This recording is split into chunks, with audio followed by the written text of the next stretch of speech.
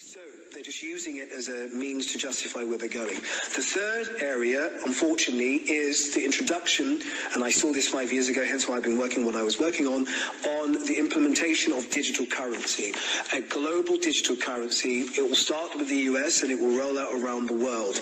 And this is why, as I said, I developed my own blockchain platform with our own digital currency pegged to minerals in the ground, so Africa could have its own independence and a currency juxtaposition to other currencies that would be strong in trading, capital and financial markets. That's what your pastor's been working on behind the scenes whilst preaching and ministering. This is what we've been doing from a kingdom point of view. But let me say, this has hailed a new era of the mark of the beast. It is here, it is real, it is now.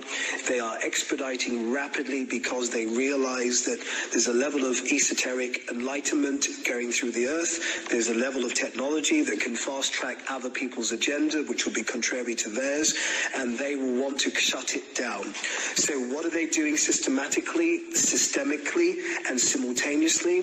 They are shutting global economies down because they want to introduce two things: a new level of monopoly or oligopolies. These are 4 or 5 key multinational companies. Amazon will be the first.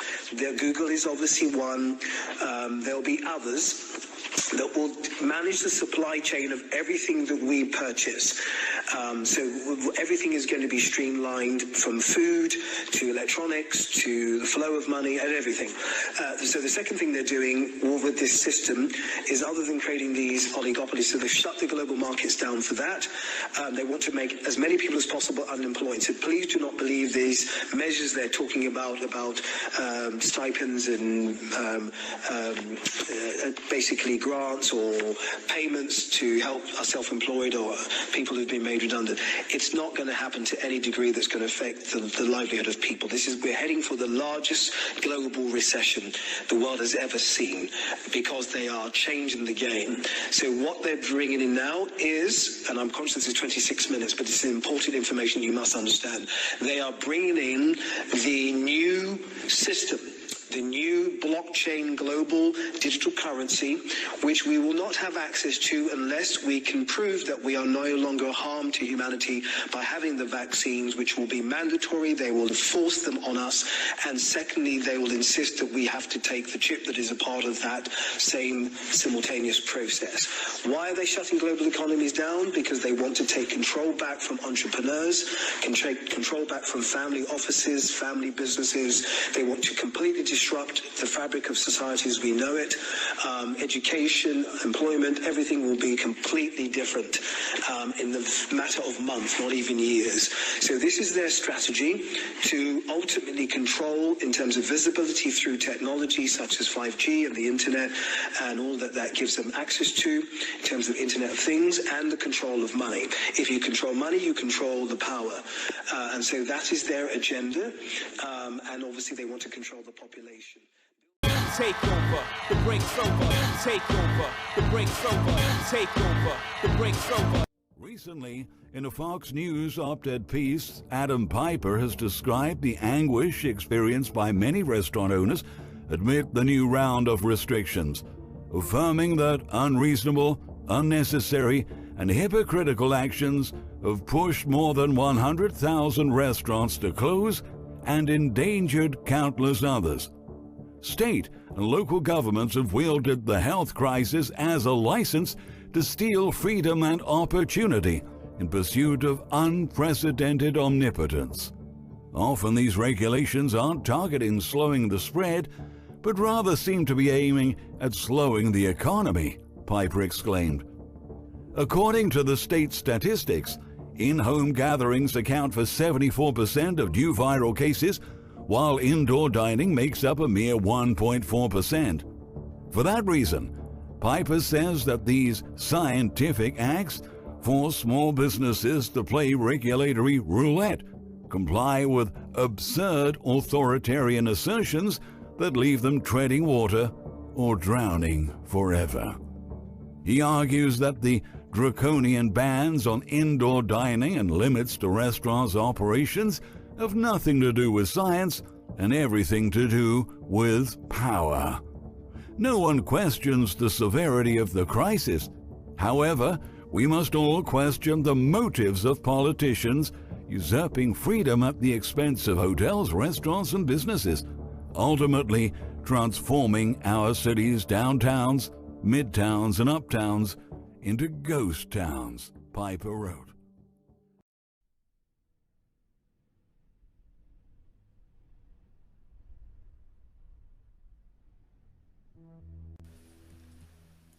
America's biggest owner of farmland is now Bill Gates. The world's fourth richest man has built a massive agricultural portfolio spanning 18 states of the Union, according to Forbes magazine's on W&D. Bill Gates, the fourth richest person in the world, and a self-described nerd who is known for his early programming skills rather than his love of the outdoors, has been quietly snatching up 242,000 acres of farmland across the United States, enough to make him the top private farmland owner in America.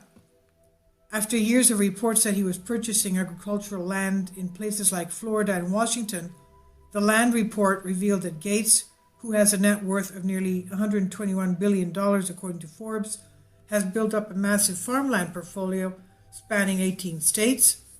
His largest holdings are in Louisiana, 69,071 acres, Arkansas, 49,927 acres, and Nebraska, 20,588 acres. He also has a stake in 25,750 acres of transitional land on the west side of Phoenix, Arizona, which is being developed as a new suburb.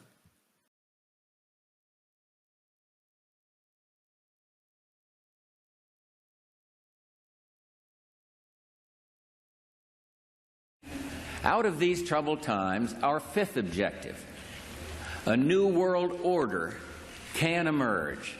A world quite different from the one we've known. A world where the rule of law supplants the rule of the jungle. A world in which nations recognize the shared responsibility for freedom and justice. We have before us the opportunity to forge for ourselves and for future generations a new world order, a world where the rule of law, not the law of the jungle, governs the conduct of nations. When we are successful, and we will be, we have a real chance at this new world order, an order in which a credible United Nations can use its peacekeeping role to fulfill the promise and vision of the UN's founders. What is at stake is more than one small country. It is a big idea, a new world order, where diverse nations are drawn together in common cause to achieve the universal aspirations of mankind. And now we can see a new world coming into view, a world in which there is the very real prospect of a new world order. In the words of Winston Churchill, a world order in which the principles of justice and fair play protect the weak against the strong. A world where the United Nations, freed from Cold War stalemate, is poised to fulfill the historic vision of its founders. And that's why I wanted to speak to you today about the new world taking shape around us, about the prospects for a new world order now within our reach. But today, I want to discuss another aspect of that order. You see, as the Cold War drew to an end, we saw the possibilities of a new order in which nations work together. It refers to new ways of working with other nations to deter aggression and to achieve stability. As old threats recede, new threats emerge. The quest for the new world order is in part a challenge to keep the dangers of disorder at bay. The new world order really is a tool for addressing a new world of possibilities. This order gains its mission and shape not just from shared interests, but from shared ideals. The President George Bush has talked time and time again about the new world order, and this is the best chance to begin to establish the new world order. And that's why the stakes are so high. From 1945 and the end of the war through 1989 and the end of the Cold War, we had a worldview. Republican and Democratic presidents alike, from Harry Truman to George Bush, stood for freedom and stood for certain propositions that would make America strong and healthy and grow the middle class and shrink poverty and stand against communism. And after 1989, President Bush said, and it's a phrase that I often use myself, that we needed a new world order, and instead it looks like we got a lot of disorder. And we still, and after 9/11, we've been more sensitive. But it is the awareness itself that will drive the change. And one of the ways it will drive the change is through global governance and global agreements. Now, much has been said by the Secretary of State and others about a new world order, about a defining moment in history.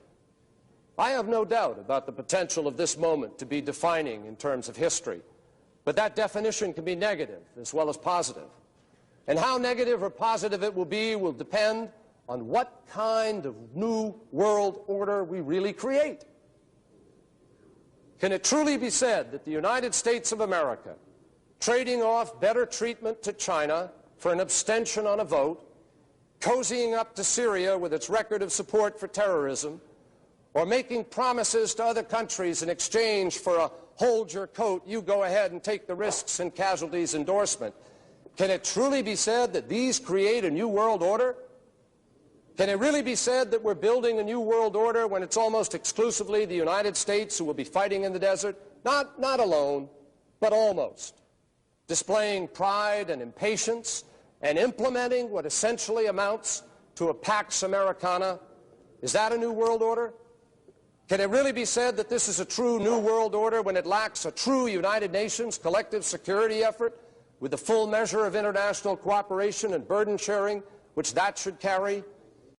With the end of the Cold War, Henry Kissinger pointed out in his superb book on diplomacy, he said, "None of the most important countries which must build a new world order have had any experience with the multi-state system that is emerging.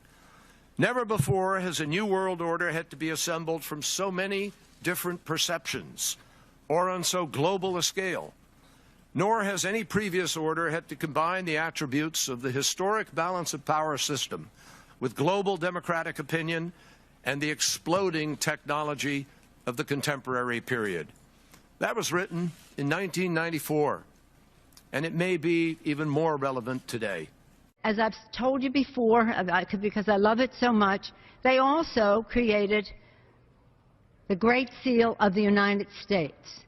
And that Great Seal of the United States has on it, Novus Order Seclorum, a new order for the centuries, for the ages, forever. There is a chance for the President of the United States to use this disaster to carry out what his father, a phrase his father used, I think, only once, and hasn't been used since, and that is a new world order. During the conflict with Saddam Hussein, which he handled so superbly in a short-term sense, but he kept talking about a new world order. And then President Bush, at the end of that war, promised he would give 4 graduation addresses, 4 commencement addresses, describing that new world order and what America's role was going to be in it. It turned out he gave one of those addresses and canceled the other 3 and talked about something else.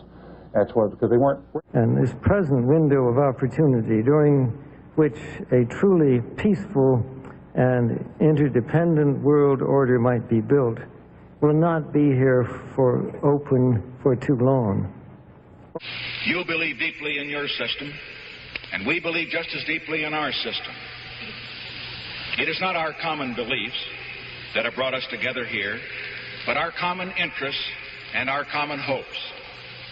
The interest that each of us has to maintain our independence and the security of our peoples, and the hope that each of us has to build a new world order in which nations and peoples with different systems and different values can live together in peace, respecting one another while disagreeing with one another, letting history rather than the battlefield be the judge.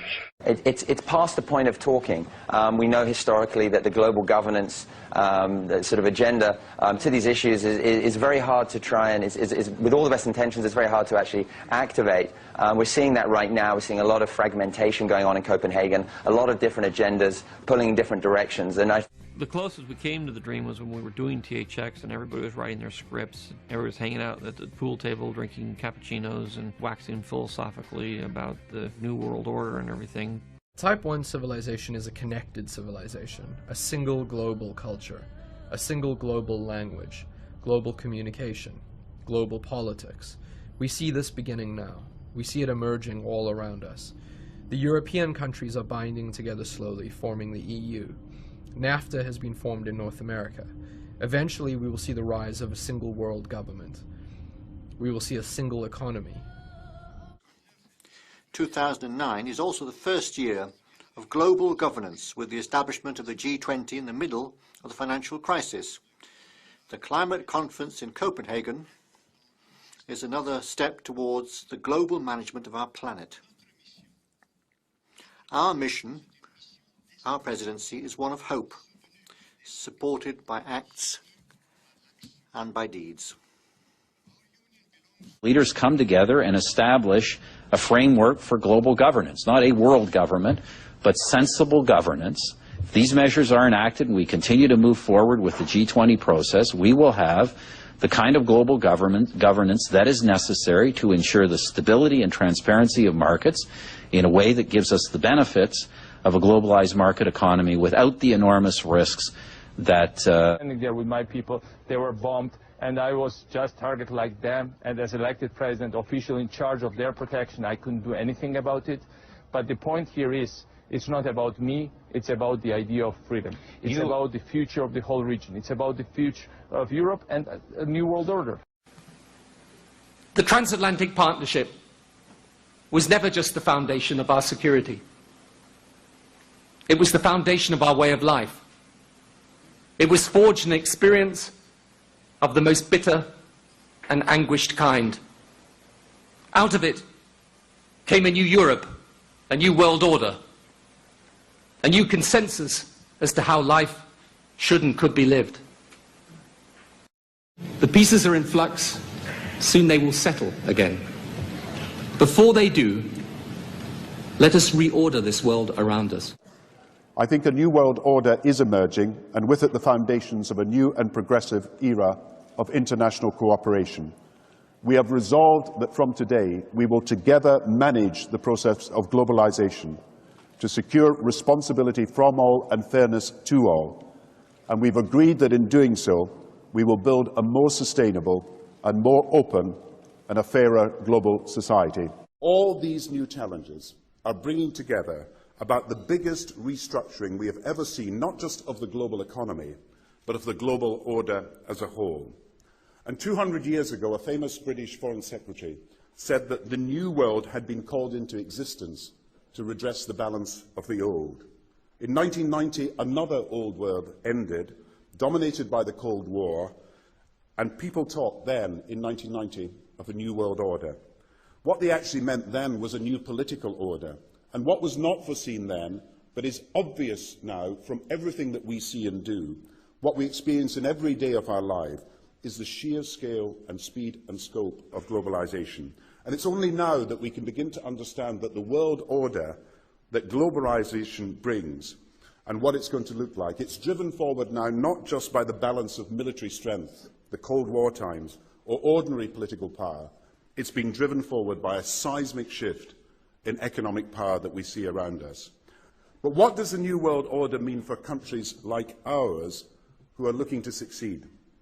I suggest that the countries that are going to succeed are those that combine flexibility, free trade, open markets, with proper stewardship of the environment and investment in education, infrastructure and innovation.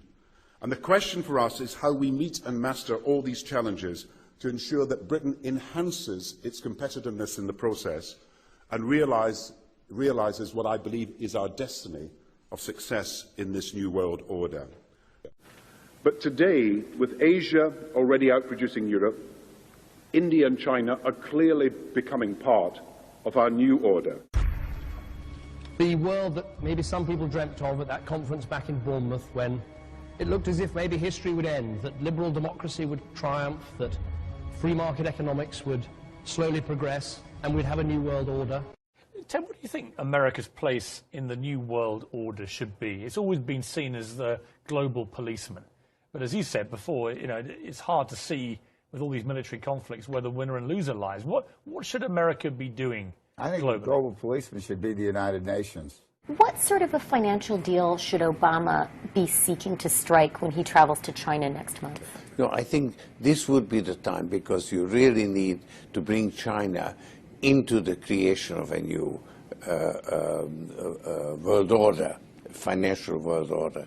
What do you think the most important thing is for Barack Obama? Obviously, you're here to talk about the anniversary for U.S.-China diplomatic relations, but if you had to say this is going to be the country or the conflict or the place that will define the Obama administration, what would it be? The president-elect is coming into office at a moment when there are upheavals in many parts of the world simultaneously. You have India, Pakistan, you have the jihadist movement. So he can't really say there is one problem that is the most important one. But he can give a new impetus to American foreign policy, partly because the reception of him is so extraordinary around the world. I think his task will be to develop an overall strategy for America in this period when really a new world order can be created. It's a great opportunity. It isn't such a crisis. There's a need for a new world order, but it has different characteristics in different parts of the world. The way we're going to win over the long term is not just militarily. We've got to win over hearts and minds. And what that means is we've got to invest in countries that have no educational infrastructure, have no means for young people to get ahead. We've got to give them a stake in creating the kind of world order that I think all of us would like to see. I mean, there is a conflict about what the mission is. The United States says that Gaddafi must go. Members of the coalition say this is strictly a humanitarian mission. How can the coalition work together when they can't agree on what the goals are? We must treat this new world order, this new world of COVID. We must treat this new world order, this new world of COVID. Look, I think it's going to be, we're going to make a deal. We always make a deal. But it's going to be a different kind of deal because it's got to be a deal that respects the values that in the new world order regarding local policing and the new world order, and the new world order, and the new world order. The people that run those agencies and the deputies that are pledging allegiance to the new world order and good governance. I consider the Trump administration a danger to the world that will disappear in 2020.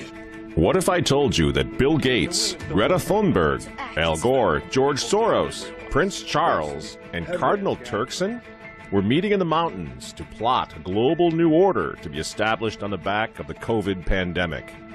An outrageous movie plot? Or is it absolutely true? Here's where the leaders of the world are admitting exactly what I'm saying, that this is a Trojan horse. Now, in Davos, they call it the Great Reset, and it's scheduled now to kick off in January 2021. Now is the historical moment, the time, not only to fight severe virus, but to shape the system. We have a unique but rapidly shrinking window of opportunity to learn lessons and reset ourselves on a more sustainable path. What is it that would make it so that history would look at this crisis as the great opportunity for reset? The Great Reset is a welcome recognition that this human tragedy must be a wake-up call. It's the Davos Summit.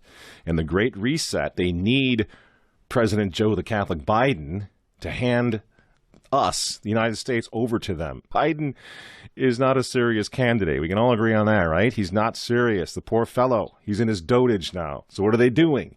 They don't want a serious candidate. I'm not talking about on the right. I'm talking about on the left. They don't want someone who's going to be serious.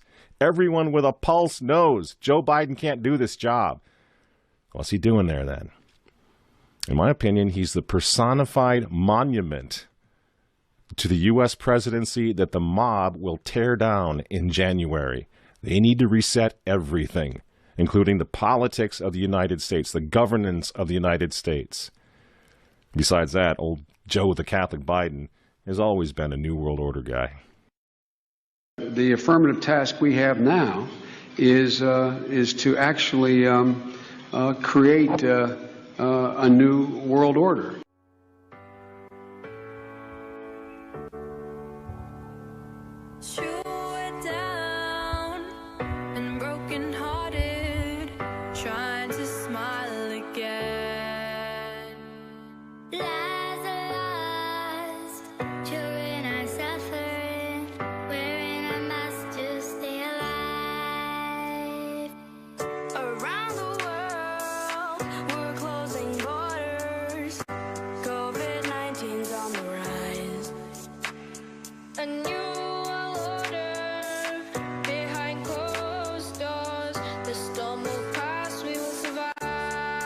Come back.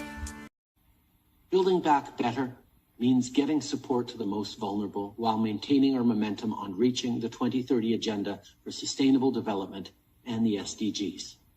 Canada is here to listen and to help. This pandemic has provided an opportunity for a reset. This is our chance to accelerate our pre-pandemic efforts to reimagine economic systems that